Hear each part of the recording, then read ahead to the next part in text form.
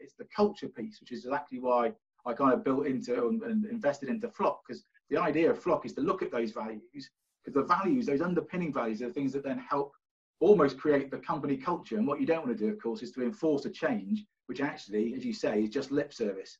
So you say, we're going to do flexible working, but then everyone's like, oh, you're working from home, are you? Oh, nice one. Or your boss micromanages every keyboard click you're doing. You know, it's that horror show that comes around because you haven't. And there's also another thing, and I've got to be careful again with words. I love working from home, and I'm okay, not through a pandemic, by the way. Haven't enjoyed this very much. It's far too hard. It's not sustainable.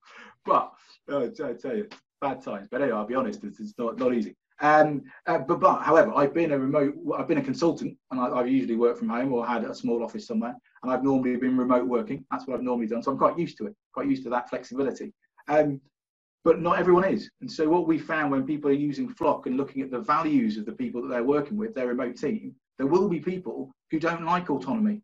It's not for them. You know, so Mikkel, who's the boss who created Flock, he's much more into teamwork than I am. He's a much nicer person as well. Much more into teamwork than I am, and less into autonomy. So he's found this whole process. He's actually now on furlough, but he found the whole process much harder.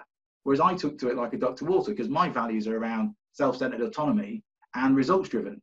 So as long as I'm hitting the numbers, and as long as I know that marketing's working, and I can sit in an office by myself, as long as I see my daughter and my wife, I don't really mind.